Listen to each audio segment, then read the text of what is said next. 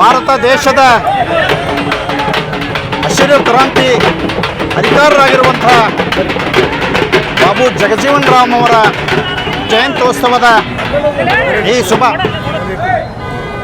ಈ ಶುಭ ಸಂದರ್ಭದಲ್ಲಿ ನಾಡಿನ ಹಾಗೂ ದೇಶದ ಜನತೆಗೆ, ವಿಶೇಷವಾಗಿ ದೇಶದ ರೈತರಿಗೆ ಹಾರ್ದಿಕ ಶುಭಾಶಯಗಳನ್ನು ಸಲ್ಲಿಸುತ್ತಾ, ಮತ್ತು ಬಾಬು ಜಗಜೀವನ್ ರಾಮ್ ಅವರು ದೇಶದಲ್ಲಿ ಅನೇಕ ಉನ್ನತ ಹುದ್ದೆಗಳನ್ನು ಅಲಂಕರಿಸಿ ಭಾರತ ದೇಶದ ಉಪ ಪ್ರಧಾನಿಯಾಗಿ ಈ ದೇಶದಲ್ಲಿರುವಂಥ ರೈತರು ದೇಶದ ಬೆನ್ನೆಲುಬು.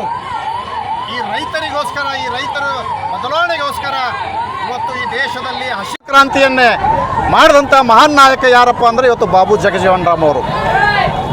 ಇವತ್ತು ರೈತರು ಬದಲಾವಣೆಯಾದರೆ ಈ ದೇಶ ಉದ್ಧಾರ ಆಗ್ತದೆ, ಈ ದೇಶಕ್ಕೆ ಅನುಕೂಲ ಆಗ್ತದೆ ಎನ್ನುವಂಥ ಒಂದು ನಿಟ್ಟಿನಲ್ಲಿ ಪ್ರಪ್ರಥಮವಾಗಿ ಈ ದೇಶಕ್ಕೆ ಏನು ಕೃಷಿ ಚಟುವಟಿಕೆಯಲ್ಲಿ ಬದಲಾವಣೆ ತಂದು ಇವತ್ತು ನೀರಾವರಿ ಮಾಡೋ ಮೂಲಕ ಇವತ್ತು ಹಸಿರು ಕ್ರಾಂತಿಯನ್ನೇ ಮಾಡಿದಂಥ ಮಹಾನ್ ನಾಯಕ ಬಾಬು ಜಗಜೀವನ್ ರಾಮ್ ಅವರ ಜಯಂತ್ಯೋತ್ಸವದ ಈ ಸಂದರ್ಭದಲ್ಲಿ ನಾವೆಲ್ಲ ನಾಡಿನ ಜನತೆ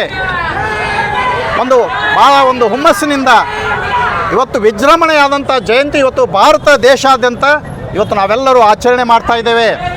ಇವತ್ತು ಕಲಬುರಗಿ ಮಹಾನಗರದಲ್ಲಿ ಈ ಭಾಗದ ಪ್ರಭಾವಿ ನಾಯಕರಾಗಿರುವಂಥ ಲಿಂಗರಾಜ್ ತಾರ್ಪೆಲ್ ಅವರು, ನಮ್ಮ ಭೀಮಶಾ ಖನ್ನಾ ಅವರು, ಶರಣು ಅವರು,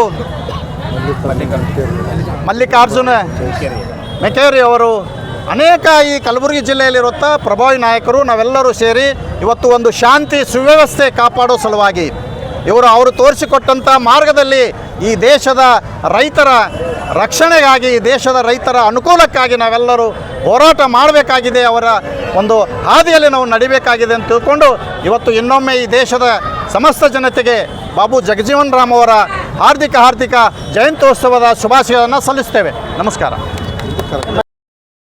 118ನೆಯ ಜಯಂತ್ಯೋತ್ಸವವನ್ನು ಅತಿ ವಿಜೃಂಭಣೆಯಿಂದ ಇಂದು ಈ ಕಲಬುರಗಿಯಲ್ಲಿ ಆಚರಣೆ ಮಾಡಲಾಗ್ತಿದೆ. ಏನು ನಮ್ಮ ಹಿರಿಯರೆಲ್ಲ ಏನು ಡಾಕ್ಟರ್ ಬಾಬಾ ಸಾಹೇಬ್ ಅಂಬೇಡ್ಕರ್ ಆಗಿರ್ಬೋದು, ಡಾಕ್ಟರ್ ಬಾಬು ಜಗಜೀವನ್ ರಾವ್ ಆಗಿರ್ಬೋದು, ಹಾಗೂ ಜಗಜ್ಯೋತಿ ಅಣ್ಣ ಬಸವಣ್ಣನವರಾಗಿರ್ಬೋದು, ಅವರೆಲ್ಲ ಏನು ಕನಸು ಕಂಡಿದ್ರು ಕಡೆಯ ಮನುಷ್ಯನಿಗೂ ಕೂಡ ಈ ದೇಶದಲ್ಲಿ, ಈ ಸಮಾಜದಲ್ಲಿ ಒಂದು ಸ್ವಾಭಿಮಾನದ ಬದುಕನ್ನು ಕಟ್ಟಬೇಕು, ಎಲ್ಲರಿಗೂ ಕೂಡ ಸಮನಾದಂಥ ಹಕ್ಕನ್ನು ಸಿಗಬೇಕು ಅಂತಕ್ಕಂಥ ಏನು ಕನಸನ್ನು ಕಂಡಿದ್ರು. ಆ ಕನಸಿನ ಕಡೆಗೆ ನಾವೆಲ್ಲರೂ ಕೂಡ ಇಂದು ಹೋಗಬೇಕಾಗಿದೆ. ಬರುವಂಥ ಯಾವುದೇ ದಿನಗಳಲ್ಲಾದರೂ ಕೂಡ ಏನು ನಮ್ಮ ಹಿರಿಯರು ಏನು ಕನಸನ್ನು ಕಂಡಿದ್ರು ಆ ಕನಸನ್ನು ನನಸು ಮಾಡೋ ಕಡೆಗೆ ನಾವೆಲ್ಲರೂ ಕೂಡ ಒಂದೇ ತಂದೆ ತಾಯಿಯ ಮಕ್ಕಳಂತೆ ಬದುಕೋಣ, ಬಾಳೋಣ. ಈ ದೇಶಕ್ಕೆ ಏನಾದರೂ ಕೂಡ ಗಂಡಾಂತರ ಬಂದಂತಾದಂಥ ಸಂದರ್ಭದಲ್ಲಿ ನಾವು ಮತ್ತೊಮ್ಮೆ ಇಲ್ಲಿರ್ತಕ್ಕಂಥ ನಾವೆಲ್ಲರೂ ಯಾವುದೇ ಜಾತಿ ಜನಾಂಗದವರು ಇರ್ಬೋದು, ಎಲ್ಲರ ಹೊಣೆ ಇದೆ. ದೇಶ ಉಳಿದ್ರೆ ನಾವೆಲ್ಲರೂ ಕೂಡ ಉಳಿಯೋಕ್ಕೆ ಸಾಧ್ಯ. ಅದಕ್ಕೆ ದೇಶ ರಕ್ಷಣೆಗೆ ನಾವೆಲ್ಲರೂ ಕೂಡ ಕಂಕಣಬದ್ಧರಾಗಿ ನಾವೆಲ್ಲರೂ ಬಾಳೋಣ, ಬದುಕೋಣ. ಅದೇ ರೀತಿಯಾಗಿ ಬರುವಂಥ ದಿನಗಳಲ್ಲಿ ನಮ್ಮ ಹಿರಿಯರು ಕಂಡಂಥ ಕನಸುಗಳನ್ನು ನನಸು ಮಾಡುವಂಥ ನಿಟ್ಟಿನ ಕಡೆಗೆ ನಾವೆಲ್ಲರೂ ಕೂಡ ಸಾಗೋಣ ಅಂತಕ್ಕಂಥ ಮಾತನ್ನು ಈ ಸಂದರ್ಭದಲ್ಲಿ ಹೇಳಬೇಕು.